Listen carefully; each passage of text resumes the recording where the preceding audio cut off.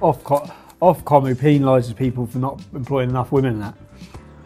They've been found to employ fewer women and fewer disabled people than the broadcasters they criticise. So just 43% of its staff are women, just 43%. So there's only a 7% difference in the men and women. And many women are at home with their kids. Why are you making such a massive deal of that? Just 43%. Just. This Independence Day, that's going to kick off into, it looks like it's going to kick off into a civil conflict. So 9 million people live there and only 2.2 million people took part in the referendum, with a 90% of people wanting independence from Spain. So the majority didn't take part, but is that because Spain tried to stop it? The Riddle of Vegas Fiend's dinner guest. I've seen this, I've read this. This is about him having 2 meals. You lads know that. The lads that are sitting here working with me, well, I go have 2 meals. If I can't decide between a burger or a fish and chips, I get the burger and the fish and chips. I have a bit of each. He was knowing it's going to be his last meal. I don't think that really adds too much to the story. If it was going to be my last meal, I'd have had 4 meals. You know, all this could be put to bed. All these stories, all the false flag claims, all the how many people were involved. If they just released the CCTV. Anyone who's been to Vegas, there's CCTV everywhere. Absolutely everywhere. You can't move without being on CCTV. If he's carried 10 or 20, however many guns he's carried up to that room, it's got to be on CCTV. But if you want people to stop saying it's a false flag, people to stop saying that it was a far left attack on Donald Trump supporters, people to stop saying it was a recent convert, all of this could be put to bed. They definitely have all this camera footage. They definitely have it. So why are we not seeing it? That's the only question you'd ask. Professor Nut, hangovers are history, but tipple still gets you drunk. A boffin called Nut claims he has invented a new drink that makes you drunk but won't leave a hangover. Get in there. Former government scientist professor says he has tried it himself and it works. I was in a state of intoxication and 5 minutes later I was given a lecture. I've been there many times, absolutely many times. In fact, every speech during my time at the EDL, I was in a state of intoxication. And then I used to have people who would say to me, I'd be on the drink from the night before sometimes. Yeah?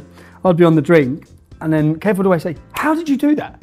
Afterwards, I say what? Because I'd be absolutely bladdered and then I'd get up, give a speech completely straight and normal and then come back afterwards. And it'd be, how did you do that?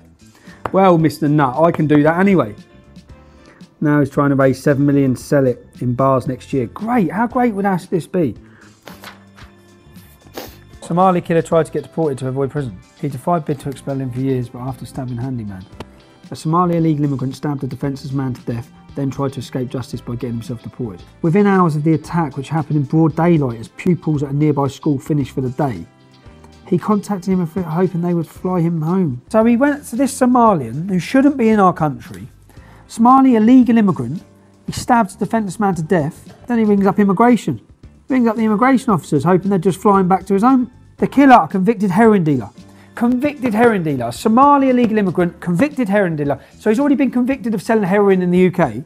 He's let back out of prison and he murders a defenceless man. During broad daylight with 7 friends, stab him to death and beat him with a baseball bat. That is everything that's wrong. You know what? You know the sad thing is, you can read a story like this every day in our country, every day. And it's always someone who should have been gone. Whether it be a terrorist, you see the terrorist attack, oh, he was asked to leave. That ain't gonna work. Anyway. This is the whole... Men at BBC are paid 9% more than women, the report reveals. The BBC ordered a review after a furore over salaries of the best paid stars in the summer. This is because Gary Lineker earns about £2 million or something. That's what it's all about. Highest paid on-air stars were women. Okay, when it was revealed that just a third were all men, leading more than 40 high-profile female presenters, including Claire Baldwin and Fiona Bruce, to call for a change. It's like if you used to play for England, if you was an England captain, if you was England's captain, you're going to earn more than Claire Baldwin. Just goes without saying, doesn't it? You're going to earn more than Claire Baldwin. Look at the size of this piece of news in this newspaper. This big, okay? Rotherham is the biggest rape scandal in our country's history. 1,400 young children were systematically beaten, raped, abused, pimped and tortured. They were tortured as sexual slaves by Muslim men. Well, 12 men are now about to stand trial. But you wouldn't know it, would you? I mean, like, it's not on the front page. It's this little 1, 2, 3, 4, 5, 6, 7, 8, 9, 10, 11 lines this big.